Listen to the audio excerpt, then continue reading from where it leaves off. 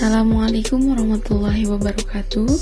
Yang terhormat Bapak Insinyur Muslim Faisal SEMM selaku dosen mata kuliah Ilmu Ekonomi, izinkan kami memperkenalkan diri.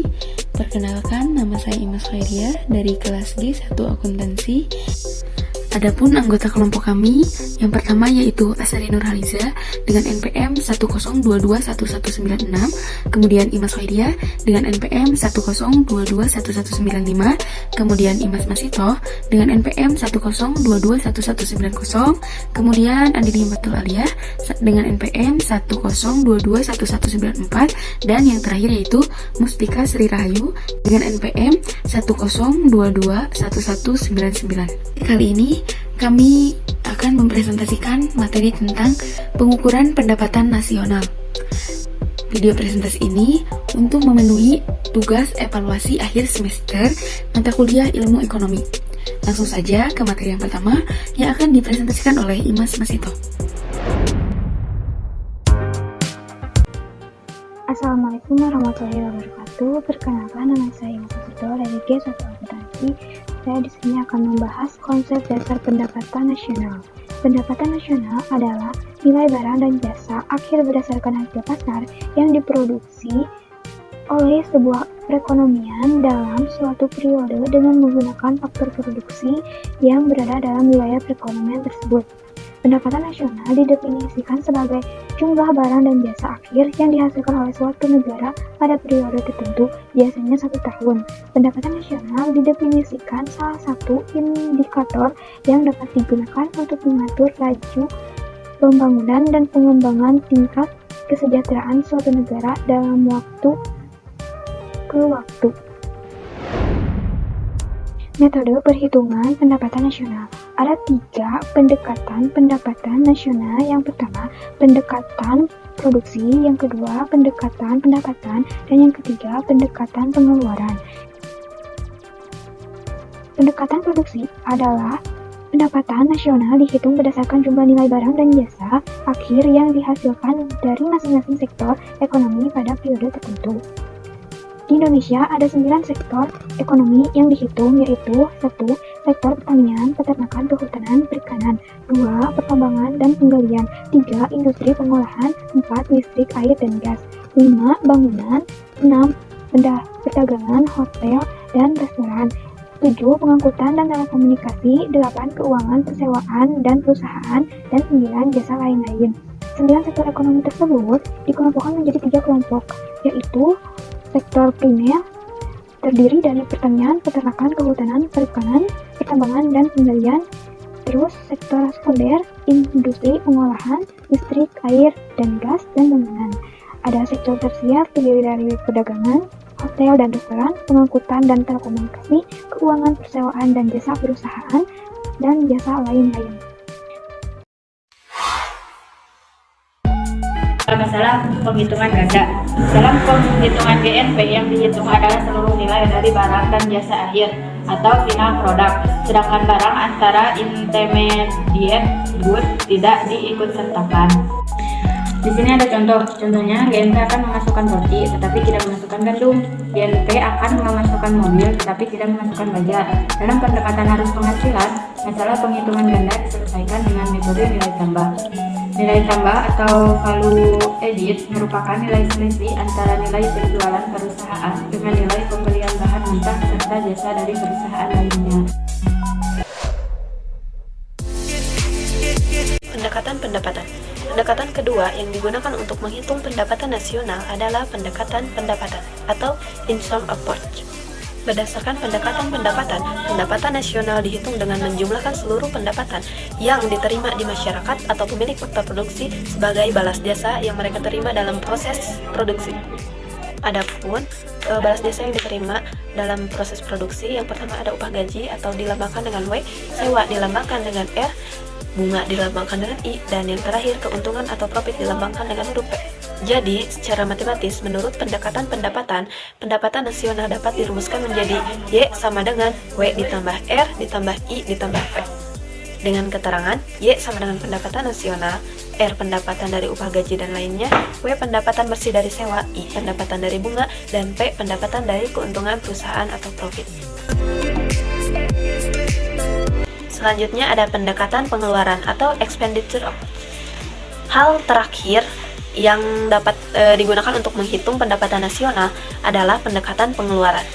Nah, pada pendekatan pendapatan nasional ini dihitung dengan cara menjumlahkan permintaan akhir dari para pelaku ekonomi seperti konsumen, produsen, dan pemerintah dalam suatu negara. Semua itu meliputi, yang pertama ada pengeluaran konsumsi rumah tangga, yang kedua ada investasi domestik bruto, yang ketiga ada pengeluaran konsumsi pemerintah, dan yang terakhir ada ekspor neto atau nilai ekspor. Dan secara matematis dapat dirumuskan sebagai PDB sama dengan C ditambah I ditambah G ditambah X. Adapun keterangan dari perumusan di atas yaitu C sebagai konsumsi rumah tangga, I sebagai investasi, G sebagai pengeluaran pemerintah, dan X sebagai ekspor. Perbedaan GDP dengan GNP.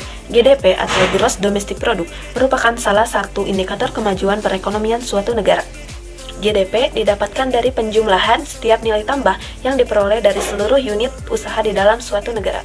Bisa juga berasal dari hasil akhir dari jumlah nilai barang dan jasa yang dihasilkan oleh semua unit perekonomian. Secara umum, GDP dapat menjadi sebuah metode dalam menghitung pendapatan nasional.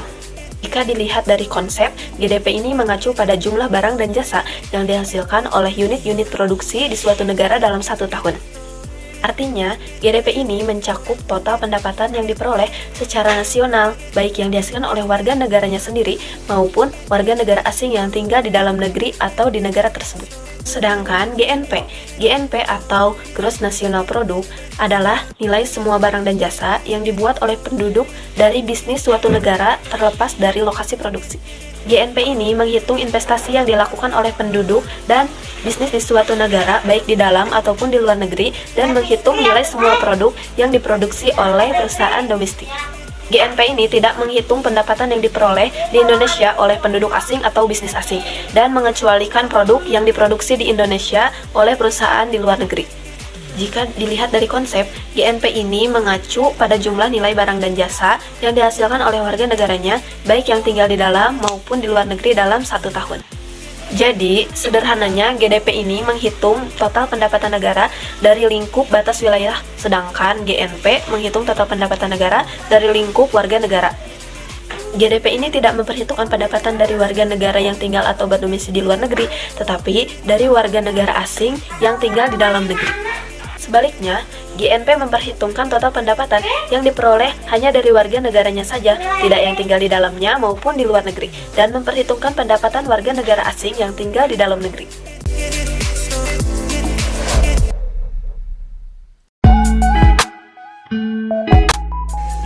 Assalamualaikum warahmatullahi wabarakatuh. Perkenalkan, nama saya Imas Faria akan mempresentasikan materi tentang pertumbuhan pendapatan nasional. Dalam mengukur pertumbuhan pendapatan nasional, digunakan pendapatan nasional real. Pendapatan nasional real dihitung dengan mendeflasikan pendapatan nasional nominal dengan cara menilai berdasarkan nilai tahun dasar atau base year. Kemudian deflator GDP. Apa itu GDP? GDP adalah singkatan dari Gross Domestic Product atau sering juga disebut dengan Produk Domestik Bruto. Deflator GDP adalah rasio antara GDP nominal terhadap GDP real. Deflator GDP mencerminkan tingkat harga saat ini relatif terhadap tingkat harga di tahun dasar. Bagaimana cara menentukan deflator GDP? Yaitu dengan cara membagi GDP nominal dibagi dengan GDP real, kemudian dikali 100. GDP nominal merefleksikan baik harga maupun kuantitas barang jasa yang diproduksi dalam perekonomian, sedangkan GDP real hanya merefleksikan kuantitas yang diproduksinya saja. Kemudian, deflator GDP merefleksikan harga barang dan jasa, bukan kuantitas yang diproduksi.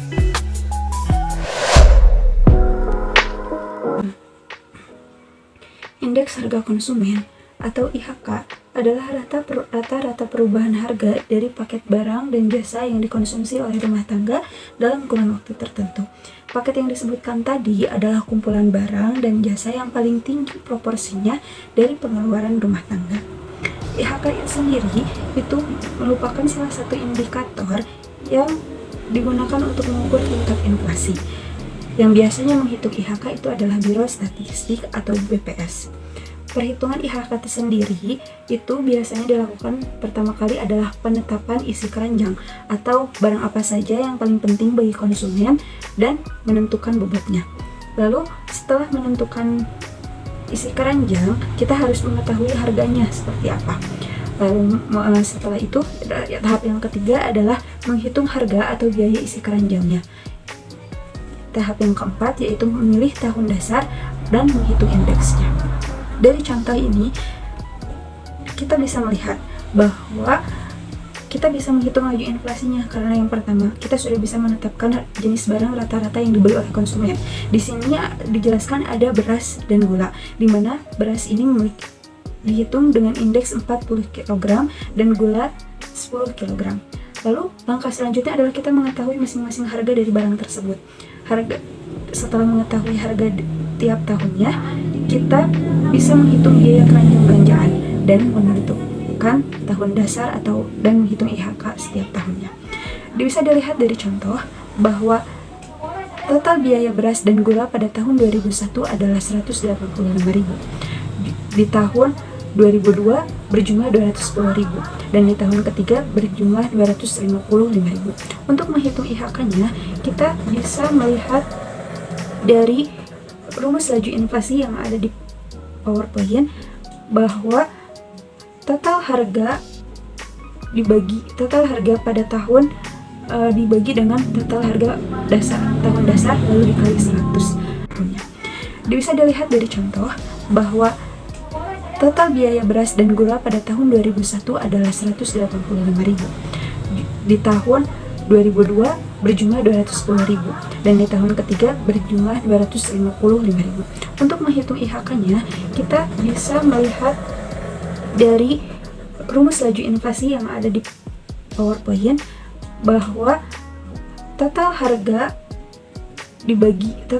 pada tahun dibagi dengan total harga tahun dasar lalu dikali 100. Bisa dilihat juga hasil yang sudah ada di PowerPoint bahwa pada tahun 2001 IHK-nya mencapai 100, 2002 mencapai 113 dan 2003 mencapai 138. Itu sesuai dengan penghitungan yang telah ditetapkan. Selanjutnya, PDB dan distribusi pendapatan. Dari PDB dan distribusi pendapatan ini, kita bisa mengukur indikator kemakmuran, seperti besarnya produk domestik bruto atau produk domestik bruto per kapitanya seperti apa. Lalu melihat bagaimana merata atau tidaknya pendapatan itu akan merata jika setiap individu itu mendapatkan bagian yang sama. Lalu untuk mengukurnya itu bisa dilakukan dengan mengukur tingkat ketimpangan. Biasanya menggunakan kurva Lorenz atau Gini coefficient. Gambar kurvanya bisa dilihat di slide selanjutnya. Nah, di slide ini kita dapat melihat laju inflasi atau indikator kemakmuran yang ada. Adapun patokan nilai koefisien Gini itu sebagai berikut. Yang pertama, lebih kecil dari 0, itu merupakan tingkat ketimpangan yang rendah. Lalu antara 0,3 sampai dengan 0,5 itu merupakan tingkat ketimpangan moderat atau sedang. Dan yang lebih tinggi itu dari 0,5 itu merupakan tingkat ketimpangan yang paling tinggi. Berarti terjadi ketidakadilan yang merata dalam distribusi pendapatannya. Cukup sekian presentasi dari kami. Wassalamualaikum warahmatullahi wabarakatuh. Thanks for watching.